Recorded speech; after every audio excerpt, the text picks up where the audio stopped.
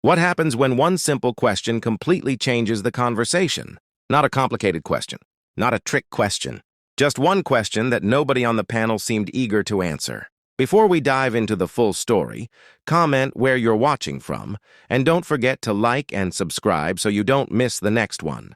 During this debate, Cenk Uygur asked something incredibly straightforward. If Iran can be inspected, pressured, and forced to account for its nuclear program, why can't Israel be held to the same standard? That's it. One question.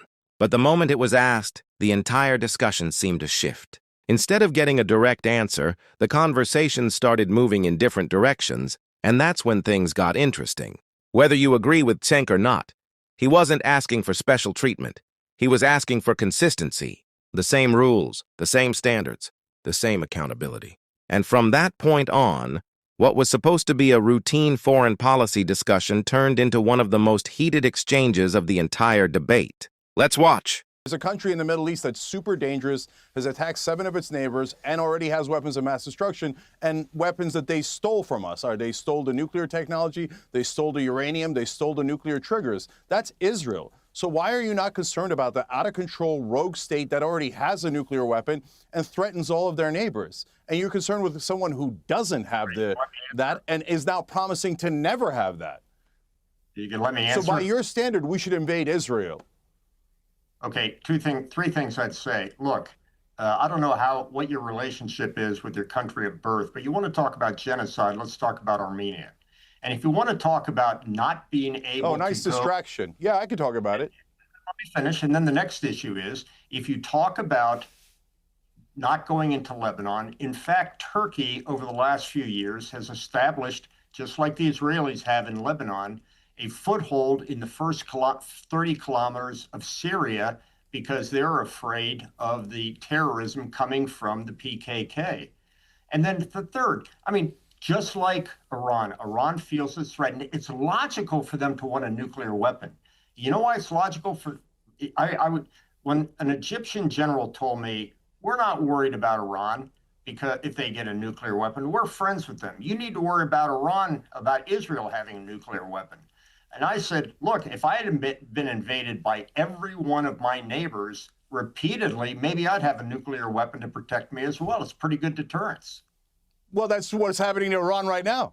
So by your logic, Iran should have a nuclear weapon to deter Israel from invading it. You just said it. You said if you get invaded by your neighbors, like Iran is getting invaded by Israel right now, you would logically want to have a weapon of mass destruction. Now, I want to answer the questions you said. I didn't know I was coming on the Cenk show.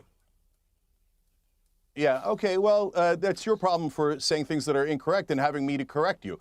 So now you made it seem like I care what the Turkish government's doing. I don't care at all. I'm an American. So I think that Turkey being in northern Syria is wrong. And I know a lot about the Armenian genocide because I grew up with Turkish propaganda. And so like a lot of the Israelis now, I believe the same things. Oh, it's not a genocide. They were hiding behind human shields. We were doing self-defense. We had to move them for their own benefit. So I know exactly what genocide denial propaganda sounds like. And it's exactly what the Israelis are doing now. It's exactly what Team Israel in America, which you sound like you're on, is doing right now to justify all of Israel's wars and genocide and make it seem in some bizarro Alice in Wonderland type of situation that Israel is defending itself. What part of Israel is in southern Lebanon?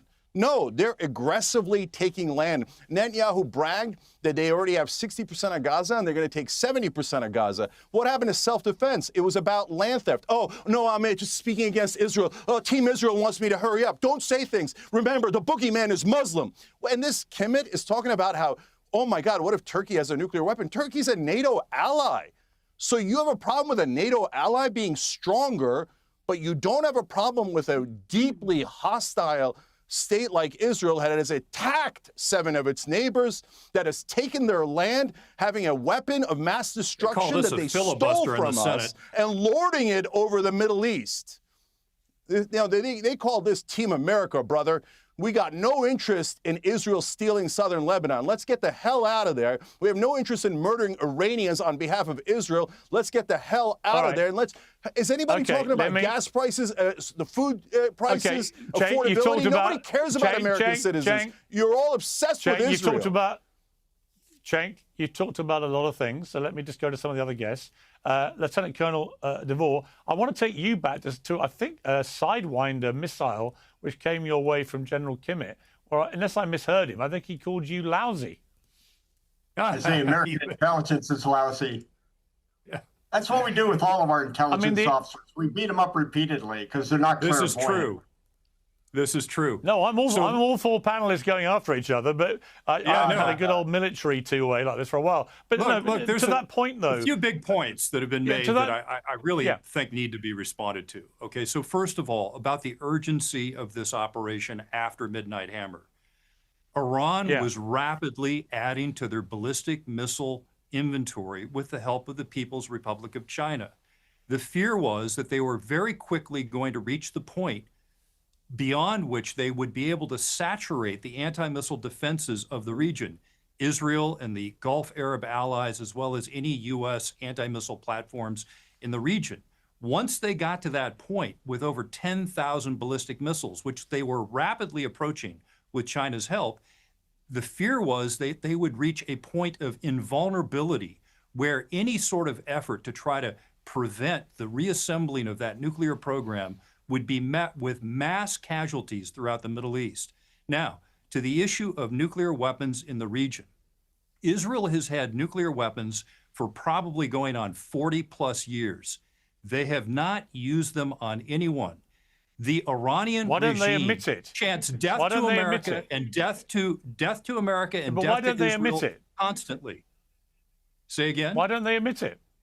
Why don't they just admit it? They want everybody else to. It's the typical thing of strategic ambiguity. It's like the U.S. policy towards Taiwan. We might or we might not do something. So the point is that. But I really don't. Sorry, just to labour that point. Hang on 1 second. Let's let it go. I really do not understand why it is, and I've raised this point many times on this show. I do not understand why Israel, which demands full transparency from countries like Iran, right down to exactly how much enriched uranium they've got, why it's generally agreed that they have a huge number of nuclear weapons themselves, but they get a pass. They're the only country in the world that doesn't have to even admit they've got nuclear weapons. And, to General Kimmett's point, if Saudi Arabia did want one, or Qatar wanted one, or the UAE wanted one, I'm at a bit of a loss to understand why, if Israel's allowed to have a lot of them, why they shouldn't be allowed to. It's really simple. The General Kimmett mentioned it. They've been invaded by all of their neighbors in recent history. The missile force that they have, the bombs that they have, roughly 30 or 40, are a deterrent against a second Holocaust. The big difference between them and the state of Iran is not a typical Westphalian state. They are like a death cult. They believe, they have a millenarian belief that if they cause enough chaos, they can usher in the arrival of the 12th Imam, the Mahdi. And so when you have a group of people who actually want to use a nuclear weapon, then they're hard to deter because it's part of their eschatology. They are not a normal nation state. Okay, but Lieutenant Colonel, given wait. That, hang on, Cenk, hang on. Still my show, I think. Hang on, still my show. It's called Cenk Uygur Uncensored. And by the way, we should maybe have that conversation. But until it is, I conduct the thing here. Lieutenant Colonel De Vore, this is fine. But again, if you take the principle that if you come under attack, you should be allowed to have a nuclear weapon. Well, what about the Gulf states? They've all come under attack from Iran. The Americans believe that Iran is literally weeks away from developing nuclear weapons. That threat doesn't seem to have been diminished at all by any of this warmongering in the last 16 weeks from what I can see. So if you take that argument, if you extrapolate that out, if you're Saudi Arabia, UAE, Qatar, whatever, given you've come under attack from your neighbor, Iran, why should you not be allowed to have the same nuclear deterrent that Israel has? So here's the challenge, right? Israel has had nuclear weapons for probably 40 plus years. The Middle East, minus Iran, has shockingly been without nuclear weapons. So if the UAE, if Saudi Arabia, if Turkey were to suddenly want a nuclear weapon, Now, why is that? What's the proximate trigger? It certainly wasn't Israel having nuclear weapons. No, it's the Islamic Republic of Iran having nuclear weapons that is the trigger. Right. And it is longstanding U.S. policy to be opposed to nuclear proliferation. It makes things progressively more difficult. Except Israel. The more nations that are armed with nuclear weapons. Like so Israel. has the United States? Well, hang on. Has the United States actively sought to stop Israel having more nuclear weapons in the last 20, 30 years? Or has it just allowed it to? I'm aware of no policy one way or the other with regards to the U.S. and Israel. There may be some classified negotiations, but shockingly, prior to this conversation with Cenk, you don't really hear a lot of concern about Israel's nuclear weapons program because they haven't used it. Nor do they threaten their neighbors with it constantly. They've used it to attack all their neighbors. They use the threat of it, and they say, well, you can't attack us back because we have nuclear weapons. And the one country that has nuclear weapons in the Middle East has launched wars against almost all of its neighbors. So they've got that as backup. They've got Iron Dome as backup, and it has emboldened them to take land in Gaza, to take land in Lebanon, which you guys are denying. Iran has taken no land. Israel has taken land over and over again. Do you know that in 1948, only 6% of the land was Jewish? Now it's 78% is owned by Israel. How did the settler colony get from 6% to 78%? So this is my turn to begin to talk through over a campaign of ethnic cleansing and genocide. I was in southern Lebanon in 1986 with the IDF. Land that the IDF voluntarily left. Why were they there? Sense. They went up to try to kick out the PLO. You know who rescued the PLO? President Reagan and the Americans rescued the Palestine Liberation Organization. Israel left Lebanon. They left Gaza. So they were attempting to trade land for peace. And then they came back in. Unfortunately, and they came back in. Didn't they come back in 3 times? And got into southern Lebanon. They keep wanting to take Lebanon, and you just told us you're with the IDF. The United Nations was supposed to prevent Hezbollah from getting to be a murderous force, and they utterly failed. In fact, Hezbollah built You make it sound like Lebanon invaded Israel. Outposts. Israel invaded Lebanon. You're inverting reality. You're making it sound like Lebanon invaded Israel. No, Israel is inside of Lebanon right now. Do you condemn Israel for being inside of Lebanon? By Hezbollah. Do you condemn them for taking 70% of Gaza? Imagine if America was taking missiles daily from Tijuana, Mexico. Tijuana would be Well, you're making the argument for Hezbollah. If that happened. You're making I can't believe you're making a pro-Hezbollah argument, because what Hezbollah is saying is, can you imagine if America was invaded and they took half of Texas, as they're doing right now? Israel invaded Lebanon and has taken southern Lebanon. Well, of course we would fight back. You're saying, and I agree, and that's what Hezbollah is saying. Well, of course we're going to fight back. They're in our land. They're literally stealing our homes. What do you want us to do? Go, I surrender to the mighty Israelis. Hezbollah is a cat's paw for By the way, Iran. you guys called Hezbollah is an Iranian proxy that Iran has spent billions of dollars training and equipping. So what?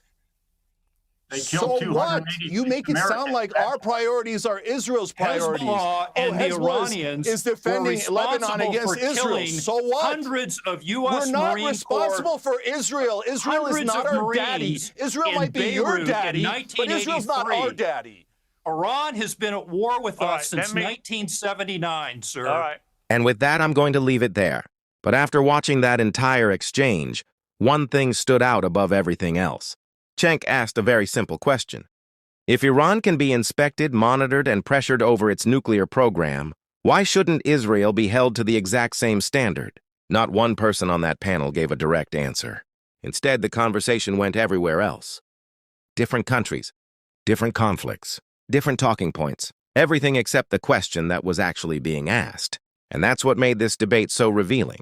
Because whether you agree with Cenk or disagree with him, the reaction to that question was arguably just as important as the question itself. The broader argument here isn't just about Israel or Iran, it's about consistency. Should allies and adversaries be judged by the same rules? Or should different countries be held to different standards depending on who they are? That's the question at the heart of this entire debate. And judging by the intensity of this exchange, it's a question that isn't going away anytime soon. But what do you think? Did Cenk expose a double standard, or did the panel make valid points that he ignored?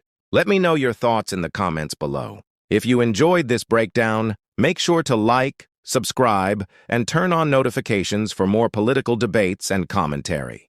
Thanks for watching, and I'll see you in the next one.